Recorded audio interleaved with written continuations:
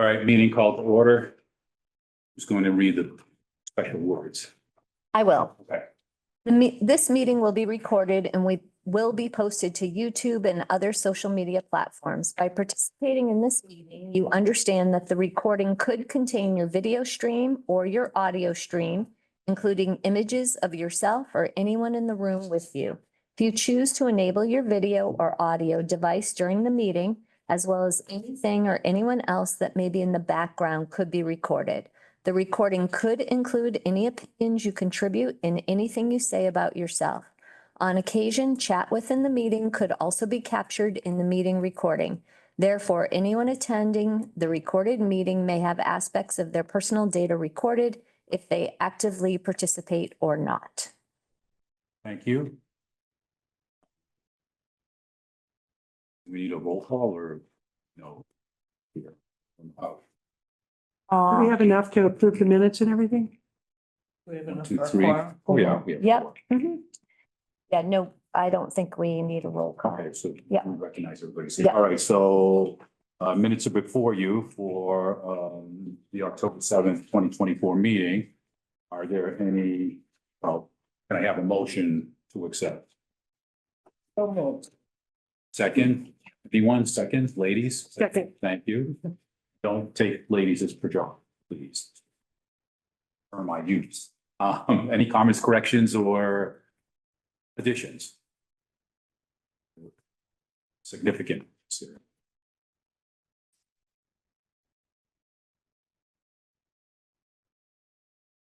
And of course, this has all been essentially presented to the full committee at the last full committee. Yep, and we don't have any school committee members online, so you can just take a normal vote. Okay, so all in favor of accepting the minutes?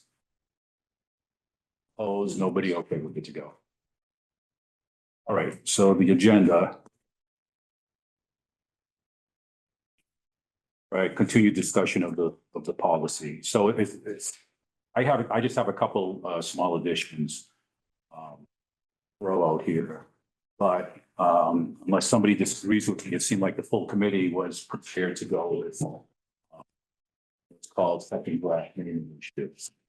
And that doesn't, you know, if there's anything people wish to add or delete that, handle that now and go full committee. The only things I had were a couple things on paragraph 4, where I have in parentheses, I put, for example, a grotto. I like to add, I mean, once again, it's only an example, but I like to add a comma and then put the honor roll wall. Is that was Wall of Fame, I Wall of think, Fame, or okay, something so like that. we could put Wall of Fame, Honor roll, comma, Wall of Fame. and then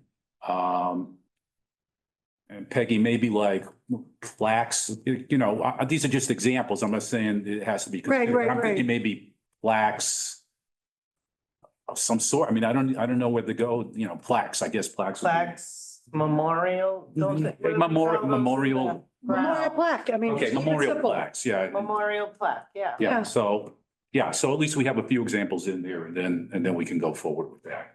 So, I'm just going to clarify. okay, go ahead. So the language is to designate an area on the middle high school campus. And then you have grotto, which feels like an area. Yeah, A wall of fame yeah, feels like an area. An honor roll sort of feels like an area, whereas a plaque feels like a thing. Mhm. okay. Good point. Uh, Are you looking for clarification or? Well, here's where I'm looking for clarification.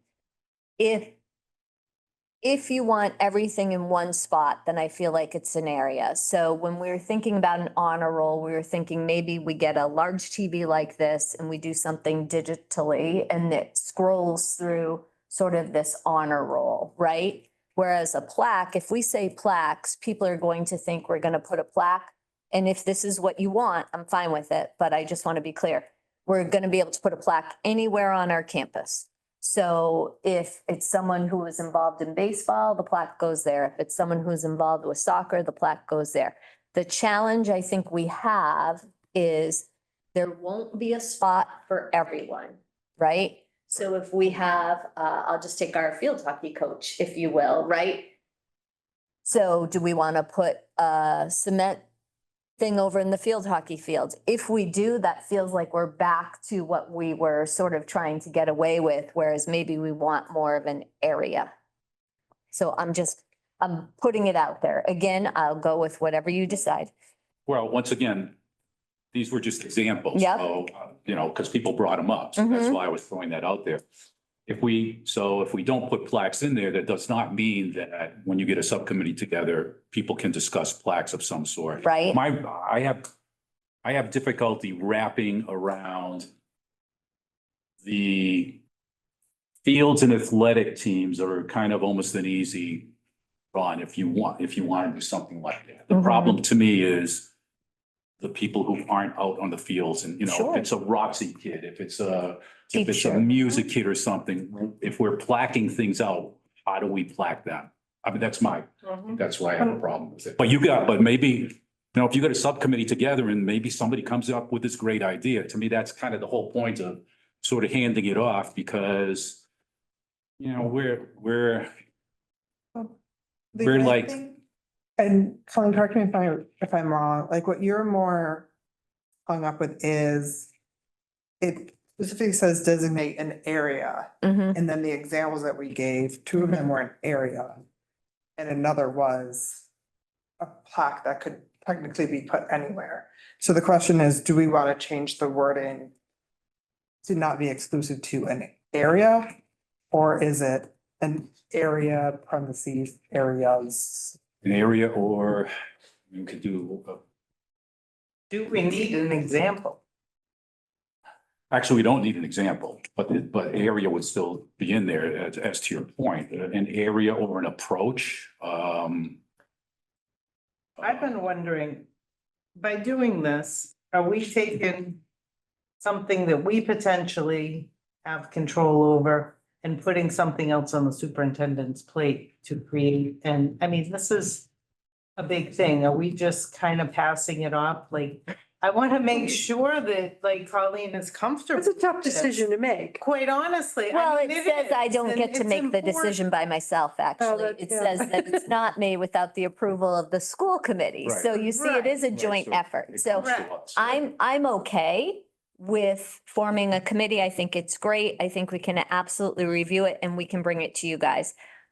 So maybe I'm overthinking it, but maybe you decide what, if we say this person's worthy, maybe the school committee decides what the thing is gonna be, I suppose. I think you're looking to us as a district to form a committee to say, would it rise to the level of recognition, right? Right, right. And And the then other- you're going to say where and how. The other problem I have with, the Mike Diamond, like you put something out, yep, that's great right now. What if in 20 years, sports have changed and these fields get redone and reconfigured? And fences, I mean, there's only a backstop and you know what I mean? What's making that a field hockey field? Not much, right? So, Just the grass. correct. So what if things change? I mean, are. We won't be here, Deb. I know, but. We we're won't be in gonna- this, we're let's gonna put it run that Out way. of the areas, and I think, honestly, I think, like Lee has alluded to the whole time, it's about equity. And there are a lot of students, teachers, faculty, you name it, coaches.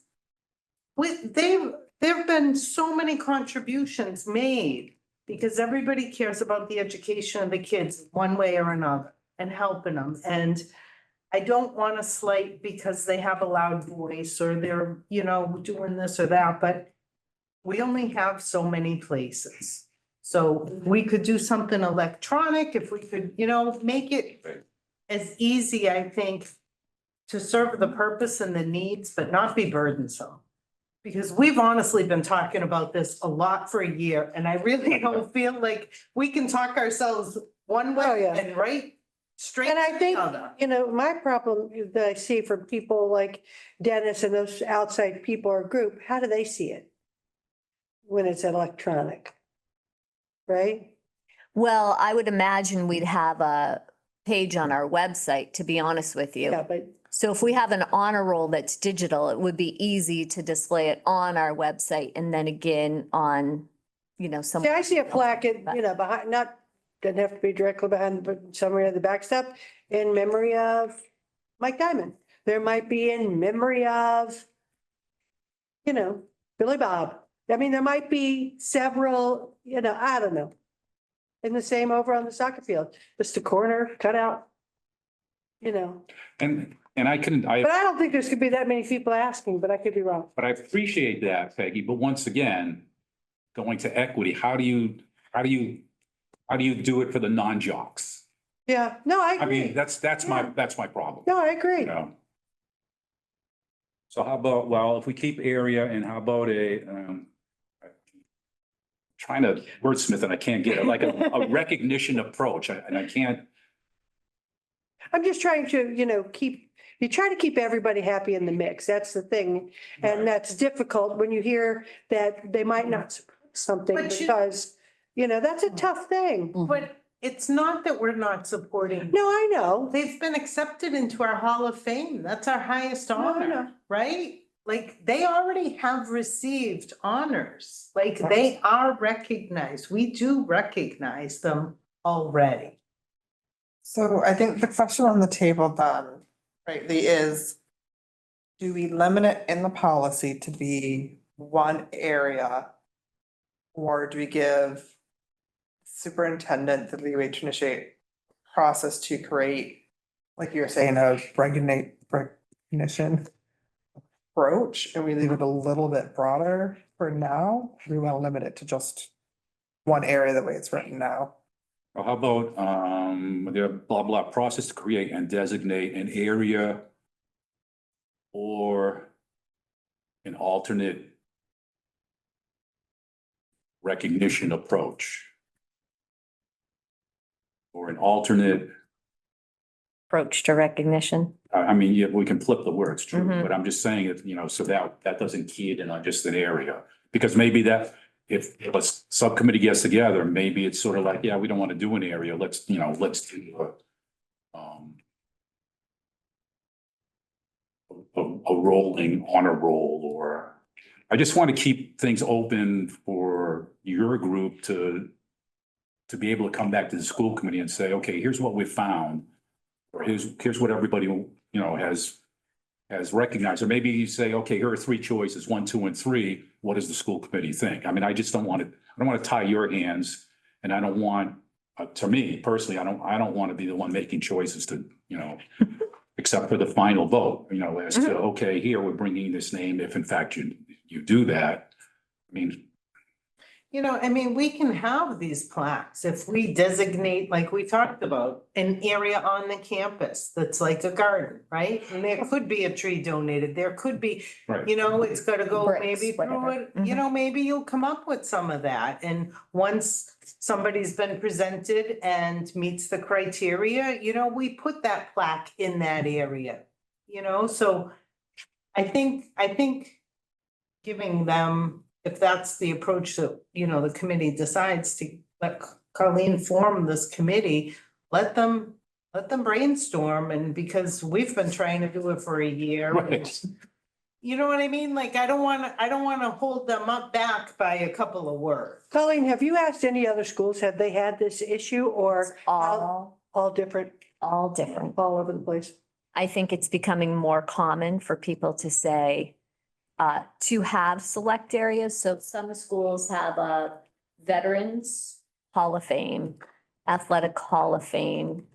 They have designated areas for different sort of groups of people. There are other people that have a hard and fast, we don't sort of name anything on our campuses. And I mean, Lee researched, I don't know how many policies at the time. They were all over Yeah. the place. I remember we did a fundraiser back right when I worked in, you bought a brick for fundraising in honor of this person or in memory of this person, which I liked. It was a path into a garden, but I mean, when we really researched things, the only things that had names on it were the elementary gyms and some, you know, the auditoriums and different things like that. There are things like benches in the schools or outside the schools that people made a donation in someone's memory, but it wasn't necessarily something of ours that was named after someone, Right. with the only exception of. And I don't the think they middle school named it gym. in memory, but, or Right, they just donated it to the school. right.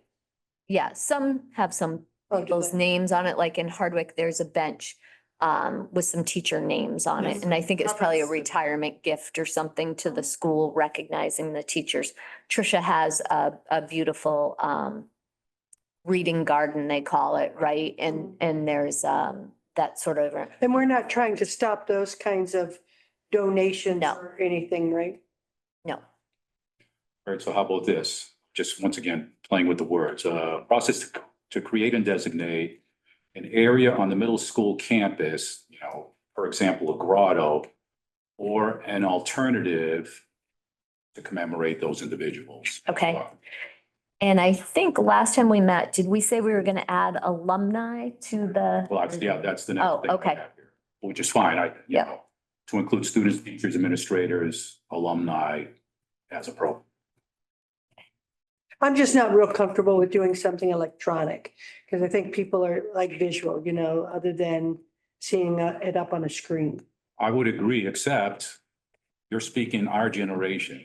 Correct. No, I mean, these are the people that are coming, Yeah. you know? Yeah, but And I think the idea for the electronic also came from when we were talking about maybe even having the physical, but having the electronic to explain the history. So it's not just a name. No, Right. Right. you're A both, name that's right, up right, there. yeah, I agree with that. So that it keeps that history alive. I mean, you could, you know, kind of have a dual approach, I guess. But once again, if a subcommittee, you know, take one approach and then memorialize it in an electronic honor roll so that one could say Joe Smith, who was an administrator for 20+ years and was on the 68 basketball championship team, blah, blah, blah. you know. Yeah. So, which you wouldn't see if you just put a stone or something out there. All right, so alumni in that paren, right? The Mhm. next one. So the only other thing I wanted to throw out there, because we really didn't discuss it all it was in section 1 is, do we want to put something in that defines, are we just doing dead people? Are we doing live people? If we're doing dead people, is there a timeline to say, well, you know, let's wait a year after somebody passes or 2 years or whatever? And the reason I'm saying this, not going to the dead person part, is that the whole thing we did with It's a Maureen whole nother- Marshall, Yeah, when that came up, and it, number one, it caught people by surprise, but number two, you know, who's gonna say anything would, you know, and I'm not saying I would have voted any other way, but it was sort of like, boom, this is coming on. Nobody had time to think about it. Nobody had time to discuss it. You know, if there's and obviously she's a living person. But is that something we want to, you know, throw out there, number one? And number two, if we say only deceased people, then that's fine. We could do that and give a timeline. But if we sort of say either a deceased person or maybe a living person, do we then want to say, well, if it's a living person, we need 2/3 of the school committee to vote, whereas if it's a deceased person, just a majority of the school committee to vote? I mean, I don't know. That's what I've been kind of thinking of. So, yeah, so thoughts on So that? you're throwing two-thirds we're not votes in pushing and. forward with naming anything. It's just honoring people, right? Right. So, But I mean- that does open a really big can, I- because I mean, I know, really, I you know. could, you know, the kids could rally together and say, hey, you know, Superintendent Muha should be in our Hall of Or Fame. one of She's their the own best kids, ever, they could right. talk about one of their own students. Yeah. so once again, maybe that's That could be something a that big can of worms. maybe that's something That's another your- year's discussion. your subcommittee should have a discussion as opposed to, you know, once again, if we put it in here, we have to follow it unless we change it. I The feel school like committee votes on it. maybe what you should allow us to do is, if we're gonna have this little subcommittee, like maybe our first course of action, I know the administrators online are chomping to sign up for this. But I think our first course of action could be like, to hammer out some of those things, That- right? So. That would be fine with me. I And the just, other you know, thing I think we need to decide, I don't want to be like this, but I think it's something we should think about is cost, right? Right. So, Yeah, does the cost fall to I hate to us? say that, Does but the- that's a big Right, factor. does the cost fall to whoever is putting the person forward? I mean, you create a garden, that's a big expense, and even just the bricks and, you know, Right. to have them engraved, you Yeah. know? And the upkeep. Correct. It's not just limitation of planting a garden, but then Right. every year you have. to Right. keep it. So maybe if this is the policy and then you let us work on a process. Sure. That could all be included I in the mean, process. fine with me. Nothing stops us from updating our policy at any time later. Right. if it Exactly. doesn't Right. Fit. Yeah, Exactly. but at least we You know, could if sort of this move committee on. Gets formed and have, you know, we may want to make some changes after, you know, Right. we have a direction. Right. All right, it's fine with me. I just, like I said, I wanted to bring that up. It's- I don't think we should name anything, to be honest with you. I don't You either. know, that's my, That's how I feel. I think, That's like, how I would you vote. keep finding a different avenue. You know, then we get into money, then we get into, are they dead or alive? Are they, you know, I mean, we're like 30, I mean, up teen avenues that we could have to, you know. I was thinking, I've been thinking No, you're right. about it since the last. Me too. Like, here we are, we're kicking the can right down to Colleen to be like, I mean, she's gonna form a commit, and like, this is a big thing, and you know what? I know it's important, but we've spent a lot of time on it, and again, it's a cost factor, right? Because we're paying these employees to And if it either was- educate our and if it was kids fixing a or to floor, figure out. We'd bump it. Right? I mean, when we Yeah. get on budget and it comes down to fixing a floor in the school or blah, blah, blah, it gets bumped. Well, You know that, I mean, we this can't would be on afford the our bottom of the costs, heap. right? Majority of the time, We're barely. unless these people are paying for it. Right. So, Here we That's are, a whole- back in the No, no, no. That's square a whole one. other avenue. well, we could do, I'm happy with saying if we want to move this forward for full committee consideration.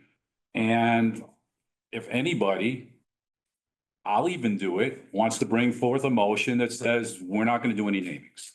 I would be. I'd support that. I would be happy. There to are bring others who that would with support it. I agree. I know for I a think fact so there are too. others who would support it. I have think no it's such problem with that. an enormous, not headache, but somebody's gonna get hurt, Well, you and I know, think or it's- offended. So we've been discussing this for probably exactly a year.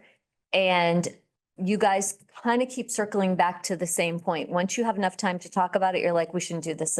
We feel like maybe we shouldn't do this at all. That's how we always. It's end. not out of disrespect. No. It's just out of, Equity. it feels like we're gonna miss someone along the way. I mean, I think if that's the decision, that's the decision. And I think if we explain that, I would think people. I mean, I don't think those Quite two that, honestly, I right? think Dennis did not have a good handle on it the night he was here. I know that he had talked about, was it Mike Richard or who, the Yep. alumni? With Mike Richard. Yeah, I mean, once we make a decision with the full committee, I think making sure that they understand That there- the why. Yes. But Yeah, I've Yeah. spoken with Dennis on this more than once. I'm sure. And he feels that a number of the people who have signed this are really pushing for this to be done. And even in the fact that, the fact that they have their plaques in their whole little Hall of area Fame, down in yeah. the corner. Notwithstanding that, they feel that there should be more, But why? memorialization. Have you ever asked him why? Because I would like to. well, he actually brought it up when he talked about, he said the history, he said, we're responsible for the history, and I kind of brought that back to him. Putting I- a plaque behind the ball field isn't gonna do Totally. change the history I- or educate anyone. Totally agree with you, but I'm just saying that's kind of their point of view. So, well, then, do we want to just do a motion and say the option, draft number 3 or option number 3 is no namings? I agree with I that. agree with Well, that. And put it to a vote at committee. My one question on that would be, would it have an unintended consequences that affect the existing Hall of Fames? No, because. Or does that, No, Or namings. I think what you're saying is we might have to, you're way better at this than I am, but might have to have language that says anything we have currently stays. right, so we That could, can- yeah, so we could well, I'm just take, thinking like, because if we have, because number 4 in this is basically making another area to honor people, right? Mhm. So, but then if we say there's no namings, does that run us into like, well, then we can't do any more Hall of Fame stuff in the existing Hall of Fame? Do we still allow? Oh, I see what you're saying, in the That's- building. Yeah, Yeah, because we have existing things for, like you Right, said, right. athletics. I think we Right. started one. You could like said, almost- You know, we can take paragraph 3. you could take 2 as well. You could just end 1 with no naming and end it within the jurisdiction of the QRSD, period. Because naming is different than honoring, like what you're saying, that honor roll kind of thing. What is In the my opinion. process for the Hall of I Fame don't- or? They have a Hall of Fame committee. They just put people forward and they use a process to determine who goes in the Athletic Hall of Fame. It's really out of our hands. It is a booster club, alumni association that does the Is process. Mr. But Mindell it's, involved? it's for, yes, I believe he is To a involved. degree, he Yeah. was kind of hands off on this whole thing. So it's really not Quabbin making the decision of It the is, boosters thing? it is an alumni organization. It's sort of my understanding. But there's some place in the building where it is put on. Yes, and I think they include current coaches and people like that in the decision-making process. Right, so Deb, if we took your, what you said, so number 1 would be no naming commemoration of any property within the jurisdiction of the QRSD will be made, period. Mhm. And then you could also do 3, those areas within the jurisdiction that are currently named or commemorated will remain so as of the date each policy is approved. And you could leave 2 in if you wanted as a 3, just Well, to one, reinforce it. well, one would be, well, yeah, I actually can meld 2 and I guess a bit. This, this includes, school buildings and school property to include playing practice fields. And then you should probably So we wouldn't leave need 4, 5, right? right? So with DC 4, Colleen, moving forward financially, how would that affect press building? I think it's, I don't know. You know what I mean? I'm not sure. But I think if we're going to get a press box and bleachers, we're gonna have to, it's going to be significant Right. money that we would probably have to put something in front of the towns. I don't see how we could do it otherwise. No, I agree. So at that point, okay, and I believe the press box fundraiser there too, doesn't it say like above a certain amount will have their name on it too? I think it does, That's a actually. financial thing, yeah. Yes, yes. Yes. but I remember last year's discussion also entailed maybe whatever rural aid would be coming up on that yearly basis, that some of that could be put in for capital improvements, which this would be a capital improvement. I mean, I don't know how much money's coming this year, but It's possible. and that could be, a 2-year, Right. kind of a 2-year thing, so Yeah. it doesn't just take. Right. On that wall, I saw them. And, you know what I mean? Yeah. I should just say like, if we pass the policy, we're not gonna put the stuff, then does that affect press box? Where we are What told they've people promised. They were gonna get their names on the back of the press. I think what they said is they'd be recognized for their donations, which I feel is somewhat different. We're not Okay. naming it. Just so we don't. Like if it's Yeah. EP wine, they're gonna be able to get something on the back that says Right. EP wine. Just wanna make sure that what we're doing doesn't also. Like a gold or Right. silver status, Right, yeah, I right. remember. Yeah. You almost feel, I don't know. I feel like it's Right. just equity, really. I just, you know, we can't remember and everyone's story and everyone and, you know, you don't want hurt feelings. True. I think if we're honest about that and we can get people to see the bigger picture, I think people are gonna understand. Right. You know what I mean? Right. And then, you know, there's nothing stopping us from taking this Hall of Fame idea to, Maureen says she originally envisioned that bottom hallway to be an academic and an athletic Hall of Fame where teachers could be, you know, recognized there, so on and so forth. So, I mean, that's something we can certainly think about. I mean, there's, you know, you could dichotomize naming versus recognition. Mm-hmm. Recognition to me is a whole different Mhm. thing. Mhm. Recognize somebody, recognition could be for a year. or It's 2 giving them years. status of how much better they were than somebody else and. Yeah, you have a rolling recognition, you know, Right, you do right. something every other year or, you know. And I do think the electronic thing is good for the history piece, right? Because somebody can always see that online. You That'd be a can great use it, that's capstone. gonna come up. That would be a Would be a great great, capstone. I know, for more than one. Absolutely. You could form, you know, you could get a little class together for that. The history of Quabbin, we could have it a whole semester. Actually, I mean, it would be a great thing to have on the website, you know? Right, so is the thrust then that we want to bring forward to the full committee that we will not be doing any namings? I think And bring I them could, draft 2 or right, 3. Yeah. I'll write in the language together. It'll be essentially, I guess, one paragraph. And then, I think you give them a choice of this one, or Yeah, well, I'm fine to give a choice, but you can say what we recommend, that's but what I'm gonna say. So if our recommendation is against this, so to speak. I think, you know, you say every single conversation in the past year, like Colleen said, has circled back to, I don't think we should name anything, and that's usually how we end this discussion. All right, so do I have a motion on that? so moved. Second.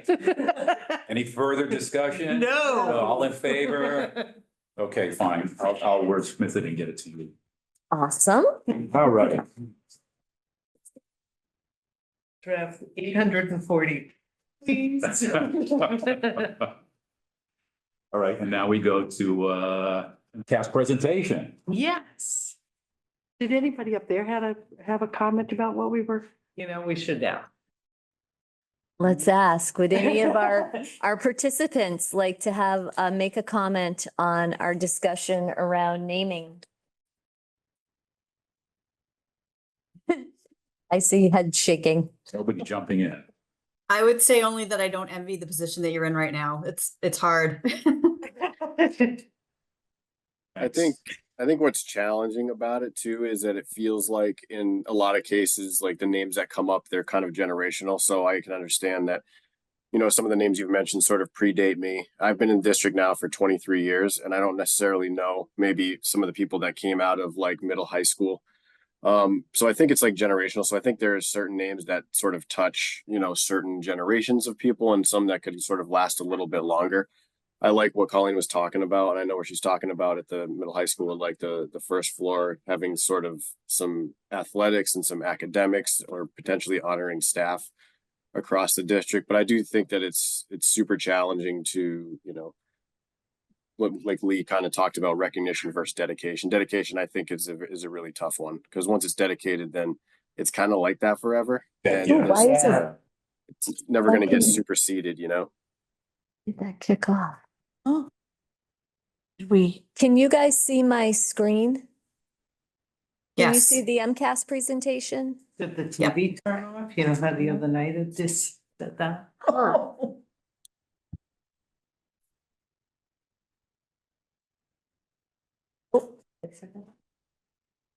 There it is. Yeah. Woo. That means the discussion went a little long. And the TV allowed. So Okay, are you ready for us to share our MCAS presentation? roll it. Okay, all right. So we tried to really synthesize it a little bit for you this year And we're going to go through it fairly quickly with the idea of explaining a few things and then having you kind of ask us questions rather than say, here's what happened this year, you know, so on and so forth. So Shelley's taking notes, but Shelley, do you want to kind of kick us off and I can Sure. pick up the notes? Can I ask you a question before you? Sure. How do you feel about question 2? Oh, boy. Is that a whole nother day on the? The TV might shut off. Yeah, the TV might shut up. Well, you know, here's the thing. I find question 2 a little frustrating for a couple different reasons. One is because I feel like it's not abundantly clear that, you know, everyone understands that maybe MCAS will go away as a graduation requirement. That doesn't mean that all of our students won't still have to continue to take MCAS. Right. I feel like that's a little unclear.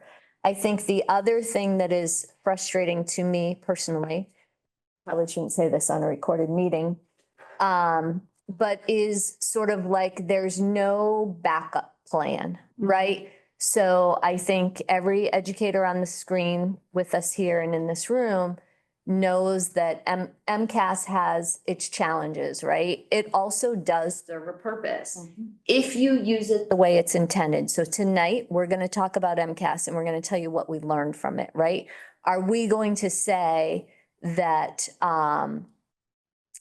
what we look at is we say, is our curriculum making a difference? What does this tell us about our curriculum? What does this tell us about the PD that we've provided to our educators, right? What does it tell us about certain subgroups of students? That's how we should utilize MCAS. The state with the accountability system, which has morphed so many times over the past several years, you know, has used it in different ways that can be challenging to districts and schools. So I have very mixed feelings about it. What I would say is I would feel better if it came forward with a solution as well as a resolution, right? So if we decide not to have MCAS, here's what we're going to do in place. So I sat in a meeting with the Secretary of Education who said, you know, what do you think if MCAS went away as a graduation requirement and we required all school districts to have Mass Core? And what that means is everybody has to complete the same subjects. So, you know, 4 years math, 4 years English, 4 years science, 4 years social studies, community service, capstone, whatever it is that they put into play. Because right now, what a lot of people also don't recognize is that doesn't happen across the state. So some schools have fully adopted Mass Core and others have not. So when you get a graduate and they say on TV they've passed all their high school classes, that's true. And they pass the classes at their high school. Right. And so what the Secretary of Education sort of says is like, we would have a better sense that all schools were requiring the same level of expectation, if you will. So I'm not going to give you a Right. yay No, or I see. nay, but I am going to tell you it's complicated. Well, it is very open-ended, like you say. Yep. So Okay, Shelley, you want to sorry. kick us off? Okay, Can I just now that we're real. Now that let's talk computer about it. closer to Oh, me? yes. So I can see? You want, No, I can just, I have to switch to the slides, click through the slides anyway.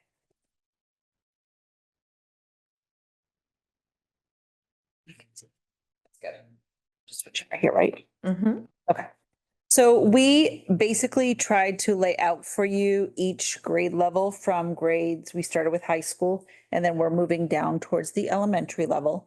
And what we're looking at here in our slides for the middle high school is the student achievement levels. One thing to note is we're looking at data across years. So 2021, 22, 23, and 24. That is not the same group of students. So it's not tracking them across different years. It is a different group of students each year. So that's something to keep in mind. The other thing to look at that we also included was the student growth percentile. So you can see up at the top on the title, grade 10 ELA SGP. That stands for the growth that students are making within that. So we really want to see our students' growth percentile between 40 and 60 in order to see growth in our students and our student achievement. 40 again is that kind of lower end, but if the higher they are, the more growth in achievement we would see within we would hope to see within our students. So we're going to let you just look at some of the slides. If you have questions as we go, please ask. So this is grade 10 ELA. They had 43% student growth percentile. Does it concern you, though, that the not meeting expectations has increased? Mhm. Yes. What do you think that is the cause? Sometimes it can be the demographics of the students, that we have an increase of students with disabilities, or students who are struggling, so on and so forth. Now, does this include all children, Yes. Yes. special ed, right? Yes. Okay, Mhm. okay, just. I would say the other thing, just to add on there, is some of the things that we look at when we look at our data is really where we are kind of falling below the state level, to take a look at our curriculum. I'll give you an example of elementary. It was something that we did when I was at Hardwick. We would look at where did we fall kind of below the state and what were some of those questions. So one example is we noticed that, our fifth graders were scoring a little bit lower in fractions as compared to the state level. So one of the things that we did was we looked at our curriculum to see when we were teaching fractions, and we noticed that we weren't teaching fractions until like March, April. And then they were taking the MCAS very Yeah. close to that time. So it didn't really allow us a lot of time to delve into that topic. So we talked about ways that we can incorporate fractions earlier in the year and some other things that we could do curriculum wise to really kind of support that growth for our students. And when we did that, then we started to see a rise. So those are things that we can do when we look at this data. And one thing to note, but we'll talk about it at the end, is that we just implemented a new literacy program in grades 9 and 10, which they haven't had a curriculum, a common curriculum in years. So that is some of the work that we're doing in our professional learning communities that Shelley will talk about at the end. So we're looking at same chart. So exceeding, it's kind of interesting. We went from 24% to 6%.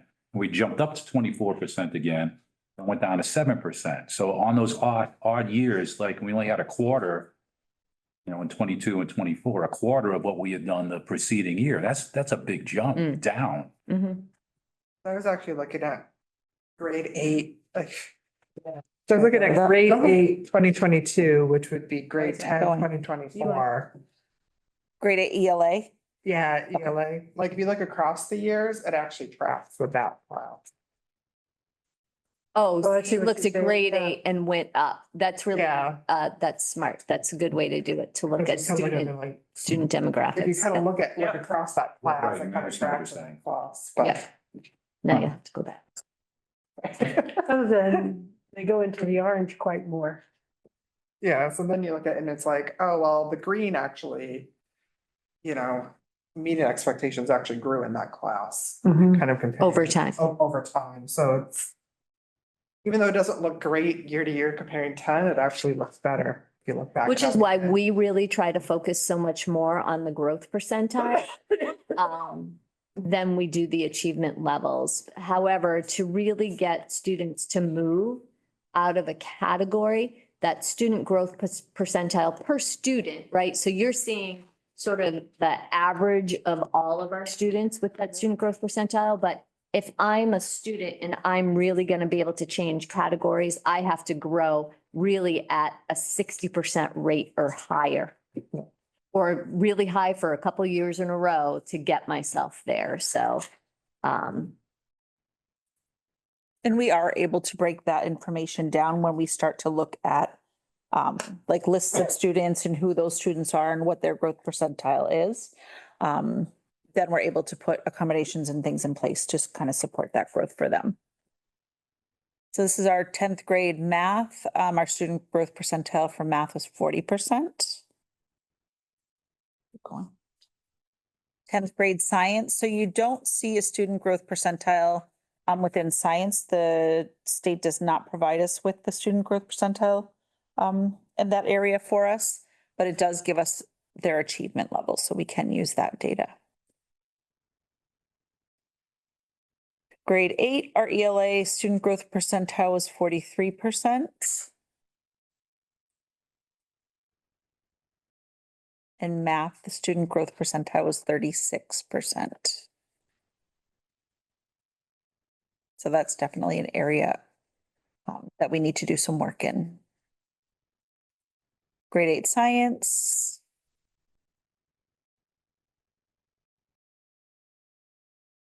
Grade 7 ELA, the student growth percentile was 28%.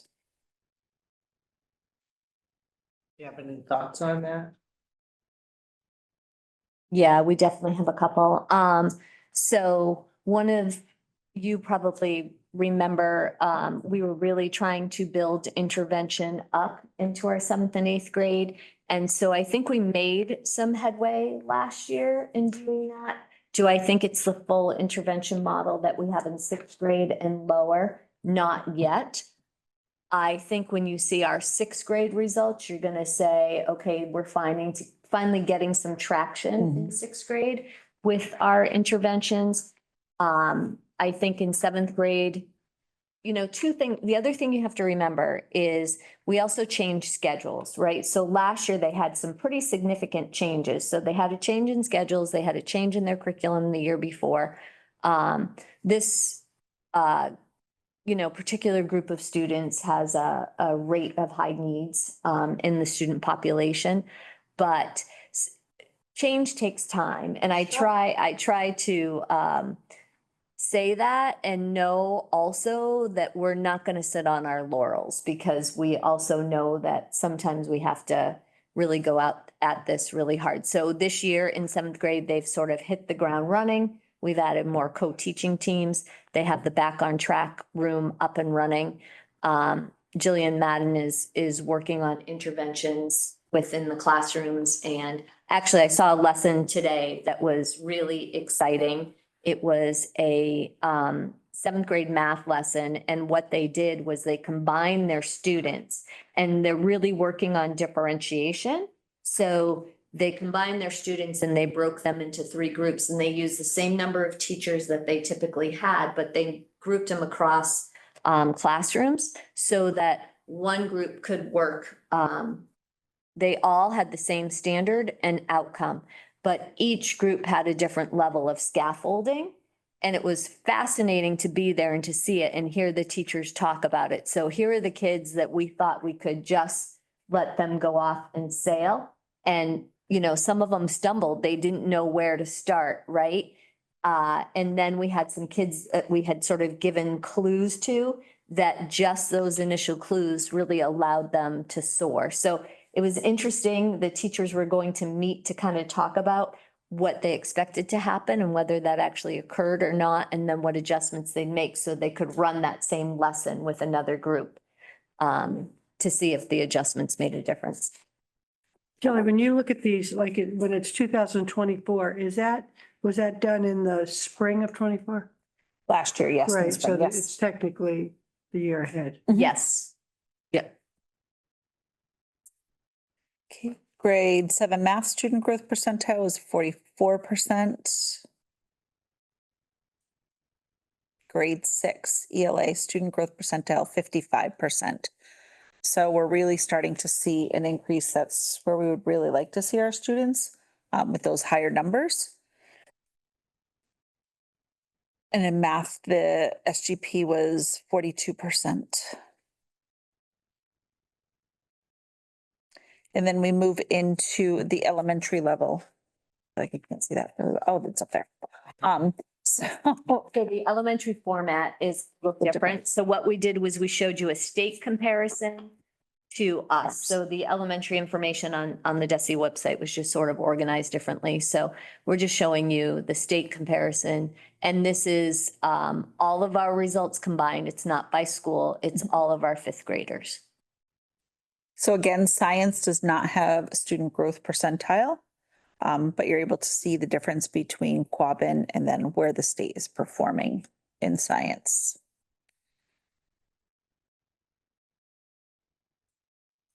In math overall, grade 5, our student growth percentile is at 43%.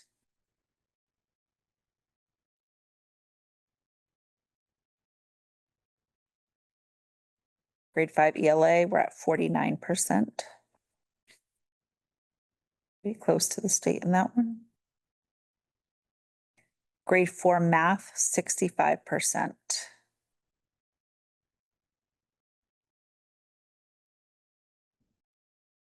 Grade 4 ELA, our student growth percentile is 59%.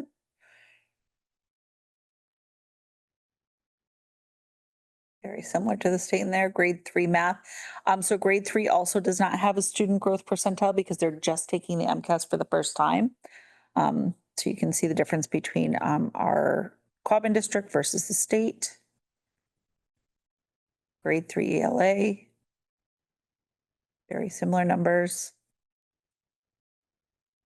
So if, I'm Oh, sorry, go can we ahead. go back Sure. for just one? So in the state comparison, right, so they take everybody across the state and they average out the scores, right? So what we always hope to be is to be scoring better than the state, right? Like that's what we hope for, in the idea of meeting and exceeding, right? We, of course, would love more in the exceeding, but just in general, looking to have scores that are above the state. So you can see that we're sort of in line with the state, and we do have some scores above the state at the elementary level. So I think that's just really worth pointing out. And all of our scores have really decreased over the years, you know. So some of the celebrations that we wanted to highlight were really, most of our schools did make some significant progress towards their goals. One of the things that the state looks at is chronic absenteeism, and currently OKM Center School, Hardwick Elementary, and the high school received 4 out of 4 points for reducing that chronic absenteeism. Nice job. Hardwick. OPM Hardwick and the high school. All of them, fantastic. So when the state is actually rating the schools, we receive, the most that we can receive is 4 points in specific areas. So some of those areas that we receive points in are our achievement. So they do look at our achievement and under ELA, math, and science.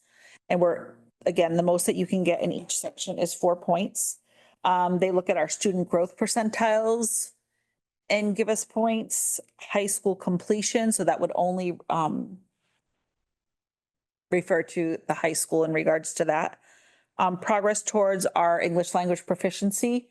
We did not have enough students to receive any points in that area, just because we have a very small population of English language learners. But the other areas are chronic absenteeism. So those are things that we have been working on across the district. We've had a lot of conversations in our admin meetings about how we can address our chronic absenteeism and really try to boost that up. Advanced coursework completion for the high school. And then what they do is we receive those 4 points in regards to all of our students, but also our lowest performing students. So they really want us to take a look at our lowest performing students and really think about how we're trying to kind of push them and boost them as well. In addition to those celebrations, the high school received all points for advanced coursework. So that was really great for us. Middle school 6th grade ELA, our growth was 55%. Hardwick, Hubbardston Center School, the achievement for each grade level in each content area was higher than the state. Hubbardston Center School, their 4th grade math growth was 80%, which is huge. And Hardwick's math growth was 70%. So those are some nice student growth percentiles right there. OKM Center School, their achievement in grade 3 for math and ELA are higher than the state. And Ruggles, their achievement in grade 5 for science is higher than the state as well. So those were some of the celebrations that we were able to take away from the data that we have.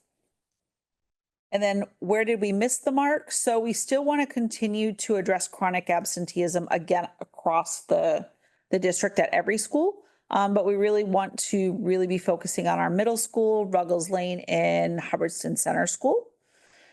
We want to take a look at grade 10 ELA and science as we scored lower than the state in those areas. So those are areas to kind of keep our eye on. Our middle school achievement was lower than the state for ELA, math, and science. And then in regards to Ruggles Lane, they were lower than the state for ELA and math. So we have some next steps. So what are we going to do? So we're really trying to connect with our families around attendance. We do have a district social worker, so she's also been on board in supporting our efforts in really trying to get kids to come to school, reaching out to parents about some of the reasons why their children might be not be coming to school, and providing some support for them. We have grading and scheduling changes for the middle high school. So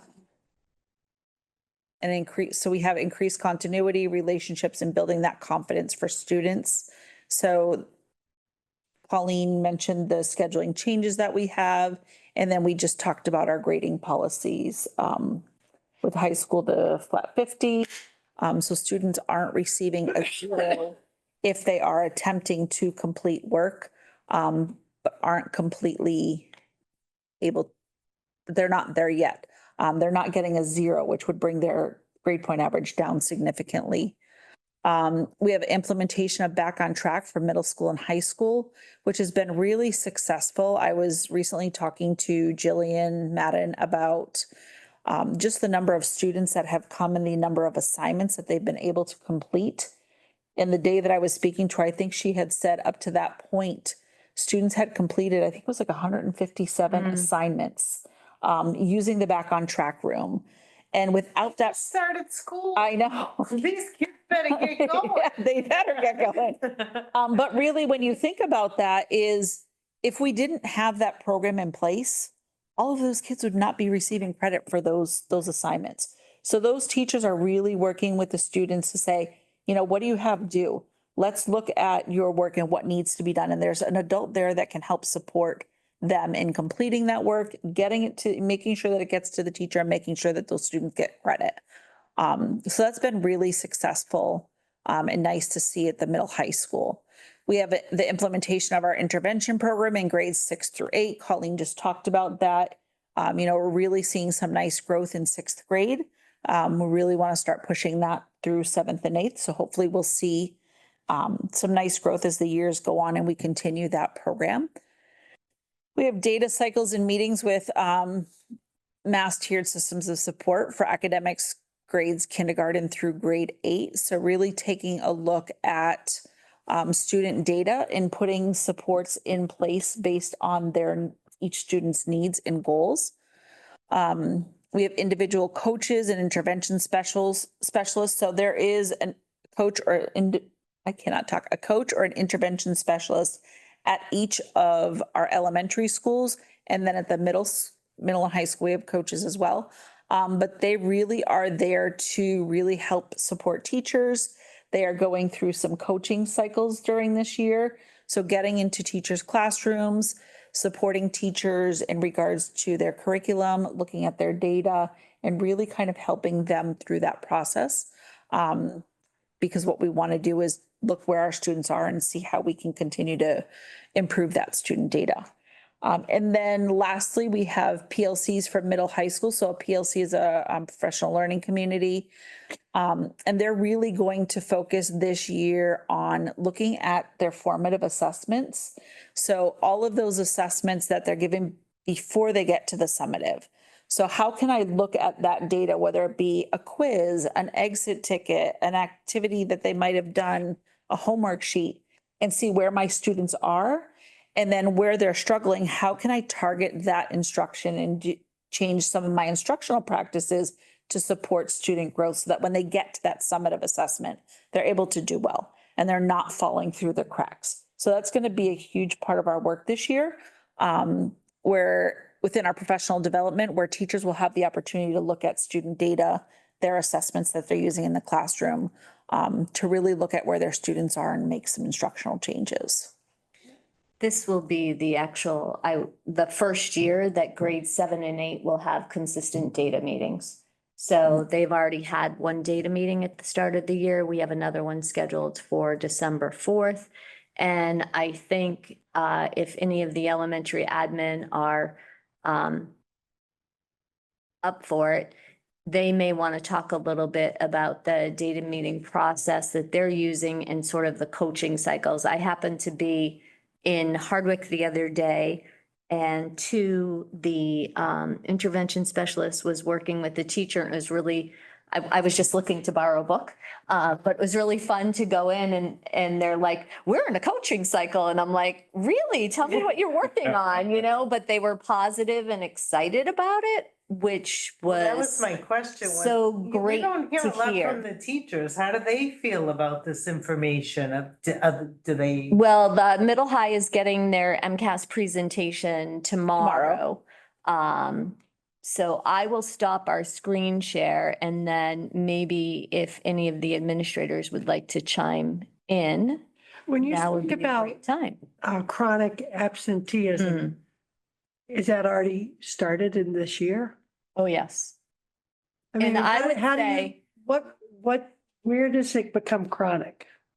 well, Is it over certain 10%. kids particular kids that are out multiple times? Is it, or just everybody in general overall with the numbers? You know what I'm saying? When a student is absent 10% of the Okay. school year, they're considered chronically Gotcha. absent, Okay. right? And I would say that the reasons for the rate of absenteeism at our schools actually differs a little bit. I know some of our schools struggle with parents taking students out for vacations. Mhm. Other schools struggle with repeated illnesses, right? So it's tricky to find a way to motivate students and families to get their children to school sometimes and sort of balance that importance of it. I don't know if anyone wants to say any more about. I would just add, I That- think before COVID, we Mhm. had very high rates of attendance and our students were coming to school pretty regularly. When COVID hit and students had to be out for 9 days, 5 days. What we noticed when we came back was anytime that a student was a little bit sick or they had a runny nose or a cough, parents were keeping their kids home. And that, for some parents, I think that has kind of continued, but we've had to kind of send the message about, if they're sick or they do have a cold, they can come to school. If they're really sick, they can visit the nurse. If anybody's worried, they can still wear a mask. And I think that we've made some changes around our policies with COVID for kids to come back. But I think sometimes parents are like, well, they're sick, they have Yeah, a runny nose, or not feeling well. I see it at work. Yeah, and so really, we're really pushing to get parents, if it's just like a common cold and kids just don't feel good, send them to school. If they're really sick, we can send them to the nurse and the nurse will make the phone call home. And I think those phone calls home have helped Yeah. in some cases. And I would say, like personally for me, because I have young kids too, I've seen the amount that my kids get sick post-COVID increase. Like now, I feel like it's getting more level again, but like pretty much, like post-COVID, I think it was like last year, by Christmas, I had gotten your child has missed 10% of school because she had gotten A letter. sick, like she had gotten the flu like once and something else, because she was like legitimately sick, but it was just that year, like I felt like my kids were homesick like once a month. I'm like, you guys have to go to school. Yeah. I think if you don't mind me jumping in, I think, and I know Shelley mentioned coming out of the times of COVID where, families were given a pretty strict set of guidelines and how to make the decision for whether or not to send their child to school. I feel like that sort of created an imbalance where, for the longest time, it had previously been, at the parents' or family's discretion. And I think that discretion was slowly kind of taken away and replaced by here is like the procedures and protocols that we need to follow. And I do think coming out of it now, it's like, I think a lot of times what we see, particularly during the cold season, is, the fever, I think, is something that keeps kids out of school the most. Because I think that's one thing that parents and families have been given the directive that if your child isn't fever-free for 24 hours, then they shouldn't be coming into school the next day. So I find that that's one of the most that's the piece that keeps a lot of the kids out of school. And like I said, I think we're still at a time where we're putting some of that discretion in the decision-making back in the hands of the parents. I definitely see, kid gets a fever, they're up for 2 days. It's not just like, oh, they got a fever and they're fine and then go back in generally the next day and you're like, I have a healthy kid at home, but I can't send them back into school, I would say too, if I could hop on what Chris was saying, one of the other patterns I've seen is that parents will medicate their children and send them to school when they really should have stayed home. And so sometimes I think we're inadvertently spreading more illness than we need to. There was one day last year, I specifically remember, I said to my school nurse, what is going on? It was 12:30 and the amount of kids in the nurse's office at the time coughing, well, their cough medicine had worn off since the morning. So those kids probably should have been home. So I think it really depends on, what your family life is like and what again, if we're medicating children to then send them to school, they're just going to spread the illness when they really should be home. So it's hard. Chris is right. It's a really hard time right now to make those decisions.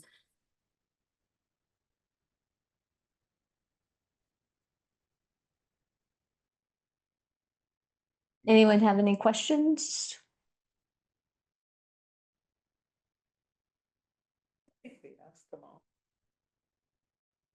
Right. So unless anything else. No, motion to adjourn. Second. Good to go. Thank you all for being here. Thank you. Thank you.